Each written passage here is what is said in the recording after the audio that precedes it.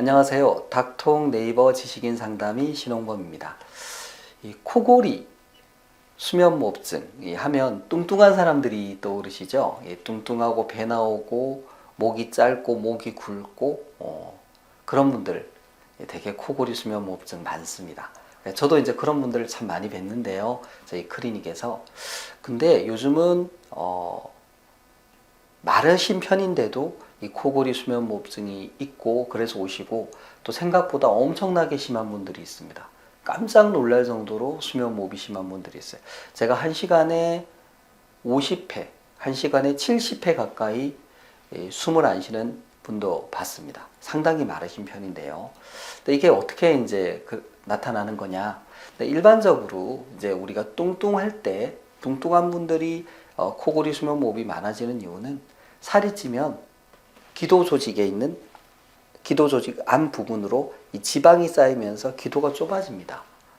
그래서 좁은 공간을 통과할 때 소리가 나는 거고 숨이 막히게 되는 거죠. 이게 이제 코골이 수면무호흡증의 기본 원리고요. 또 살이 찌면 혀도 두꺼워지기 때문에 기도가 더 잘 막히게 됩니다. 그러면 그런 분들이 살이 빠지면 되게 코골이 수면무호흡증이 좋아지거든요. 그러니까 마른 사람들은 코골이 수면무호흡증이 거의 없어야 되겠죠. 근데 꼭 그렇지 않습니다.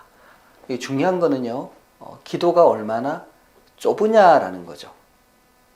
공기가 지나가는 길이 좁으면 그 좁은 공간이 떨면서 소리를 내고 막히기도 쉬운 겁니다. 넓으면 잘 안 막히겠죠. 마르신 분들 중에 일단 얼굴이 작으신 분들은 코골이 수면무호흡증이 있을 가능성이 높습니다. 특히 아래턱이 작으신 분들이 그래요. 아래턱이 작으면 아래턱 안에 혀가 들어가게 되는데 상대적으로 혀가 커지게 됩니다. 그러니까 두꺼워진 혀가 상대적으로 두껍게 되어 있는 혀가 기도 뒤로 넘어가면서 기도를 막아버리는 거죠. 그 과정에서 코골이도 생기고 수면무호흡도 생기는 겁니다. 또 한편으로는요, 그렇게 얼굴이 작지 않아요. 혀도 그렇게 크지 않아요. 살도 찌지 않았어요. 그런 분들 중에도 코를 골다가 숨이 막히는 분들이 있습니다. 그런 분들은 기도를 버티는 조직 자체가 약하기 때문이에요. 우리 이제 기도라는 게 이 신체 조직으로 되어 있는 파이프 같다고 생각하시면 됩니다.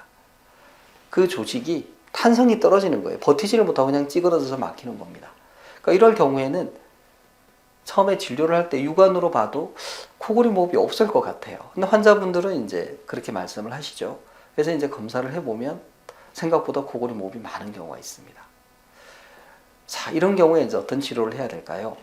사실 편도가 크다든지 목젖이 아주 길다든지 이래서 생기는 코골이 수면무호흡의 경우에는 수술이 도움이 될 수도 있습니다.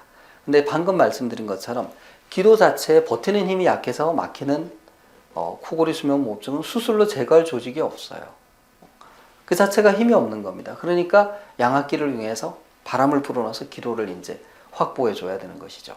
그리고 얼굴이 작다든지 그런 경우, 혀가 상대적으로 크다든지 이런 경우에도 사실은 수술로 이론적으로는 가능하지만 상당히 큰 수술을 해야 되죠. 아래턱을 확장시키는, 그러니까 뼈를 잘라내서 이제 벌리는 그런 수술을 해야 될 수도 있고, 혀를 축소시켜야 되는데 우리가 혀를 많이 줄이기가 어렵습니다. 수술적으로 여러 가지 부작용도 생기고, 그래서 이제 이런 경우에도 양압기 치료가 적절하죠.